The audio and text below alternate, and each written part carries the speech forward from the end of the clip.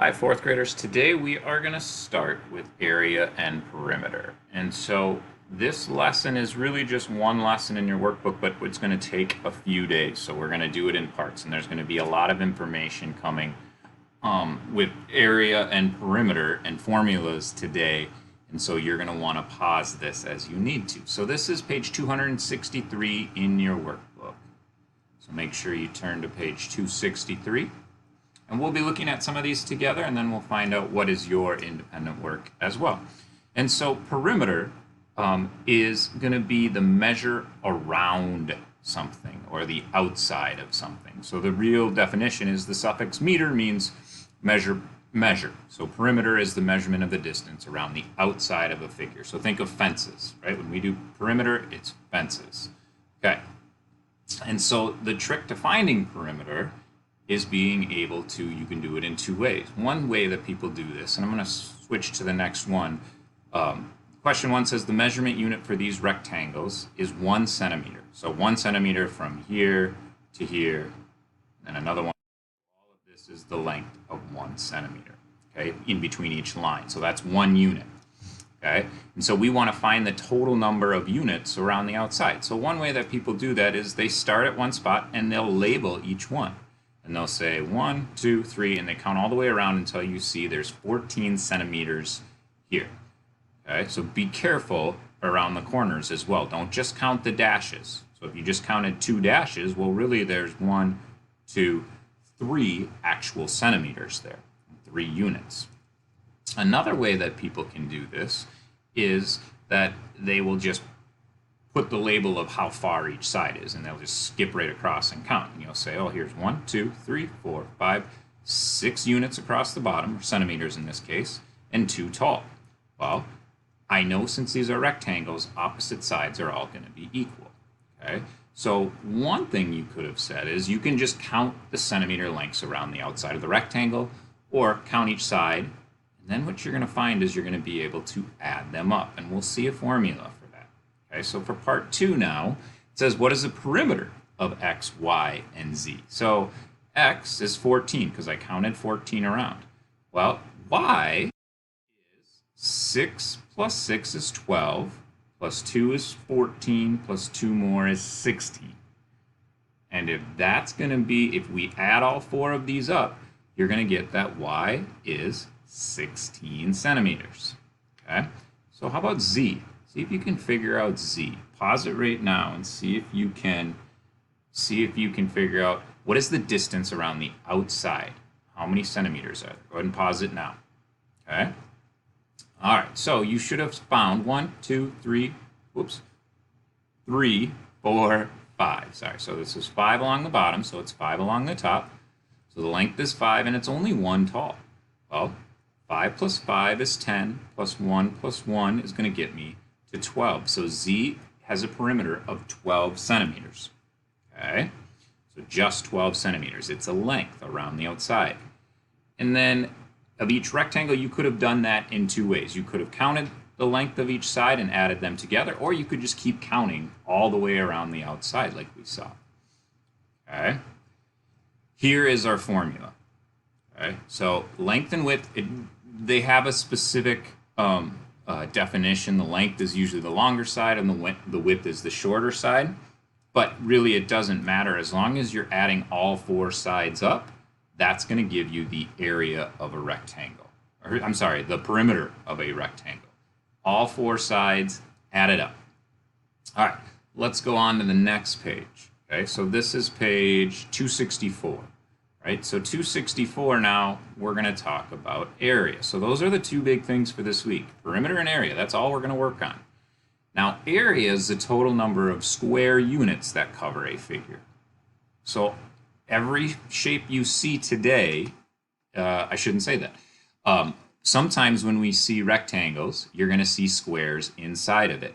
And each square unit, so this is a square unit right there. Each square unit inside these rectangles today is 1 centimeter long. So this is in your workbook on 264. This is 1 centimeter by 1 centimeter. We call it a 1 square centimeter. So that's important with this is the labeling here. So 1 square centimeter. Well, if we want to find the total number of square centimeters, you can count them. And you could write in the labels like I did around the perimeter for this shape, but I'm not going to do it because it takes me a while with my mouse, but I'll just count them. So I see 1, 2, 3, 4, 5, 6, 7, 8, 9, 10, 11, and 12, right? And so we would say x equals, there's a couple of different ways we can write this. So we can write it like they have above, 12 square centimeters, or we can say 12 centimeters, and we call it an exponent, a little 2 above your centimeters. That stands for squared. Okay, so that stands for squared. It means it has a length and it has a width, right? It's 2 dimensions. So now you're going to start to think about what are quicker ways that you might be able to do this, because I might get some big shapes and I don't want to count all of these. Okay, but that's absolutely one way you can do it. When you see something like Z here, you know, that's an easy one. The quickest way to probably do it is just to count all the squares. So, oops, I put this in the wrong spot. And so how can you find the total number of square centimeters inside each one? Well, you can count them, right? But I want to come up with a formula as well. And so with this one, if we wanted to find y and z, go ahead and do that now. Pause this, and go ahead and count these, but see if you can think of another strategy too. Pause the video now. Okay, so let's look at what our answers are, right? Maybe you came up with this strategy right here. All area is an array, right? And so we would say this is going to be 1, 2, 3, 4 rows, and there's 1, 2, 3 in each row, right? And so what this becomes is a 4 by 3 array. Well, we know that 4 times 3 is going to get us to 12. Well, same thing here. This is 2 rows, and each row has 1, 2, 3, 4, 5, 6. 2 times 6 is going to get us to 12. And 1 row of 5, you could have just counted that one. 1, 2, 3, 4, 5 squares. So that is 5 square centimeters. Don't forget about the label. The label is super important. It's not just centimeters for area. It's the number of square centimeters in there, or square units. Okay? So here is your formula. We're going to make sure we're going to use this a lot this week. Okay? So length times width. The two sides next to each other, multiply them together. With perimeter, we add all 4, and you'll see that on the next page here.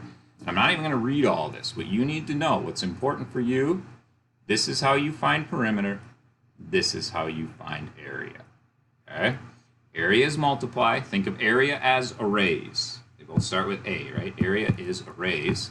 And perimeter is adding it up so you can find the length of the fence, right?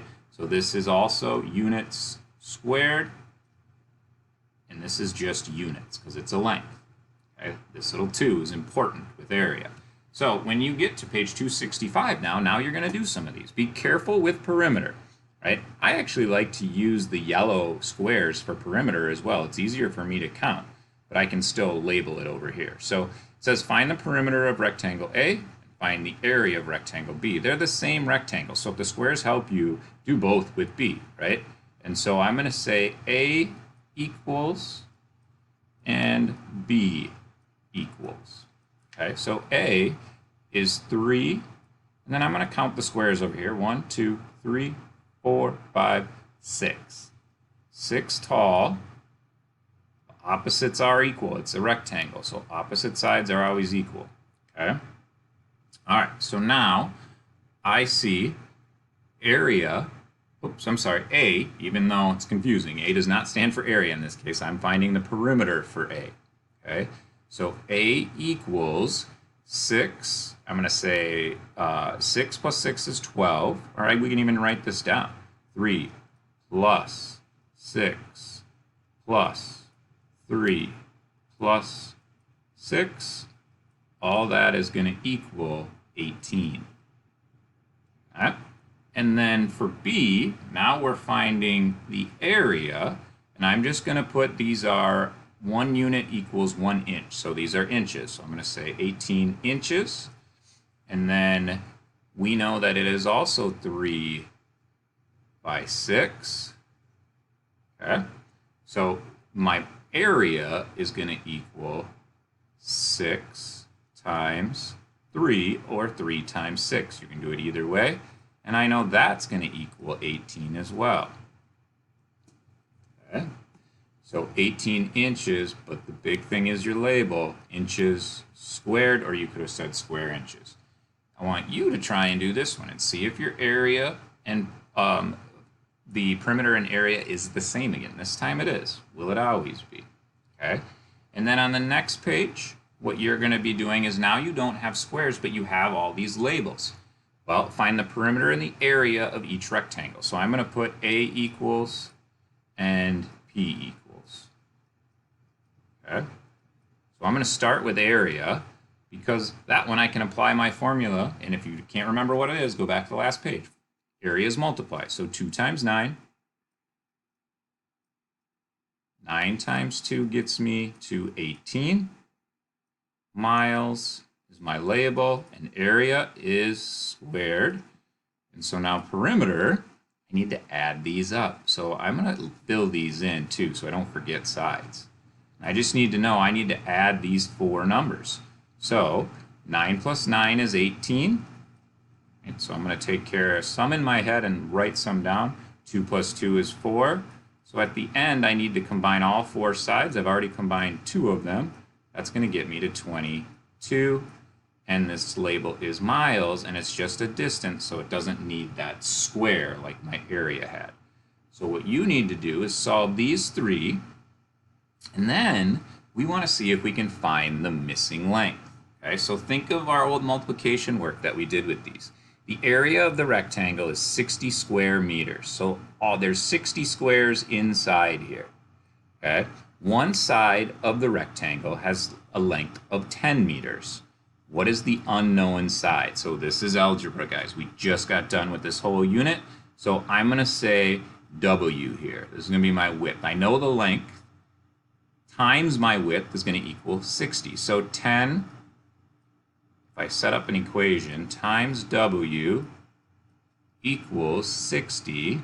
Well, I could use that inverse of division, or a lot of us just know our tens and say, oh, 10 times 6 is going to get me 260. So my W equals 6, and it's just meters. It's a distance, because this is 60 meters squared. Okay. Now, they gave us the area in this one. Now they're going to give you one with perimeter. They tell you what one side is, and then they tell you the entire perimeter. You need to fill in the missing side. So what is the opposite, or what is the adjacent side over here going to be? So try that with these 3. Okay, so that is our work for today. Pause it now, and then I will go ahead and actually pause, or you can go ahead and work now, and then your teacher is probably going to have you do some IXL practice and check in with them. All right, guys, good luck.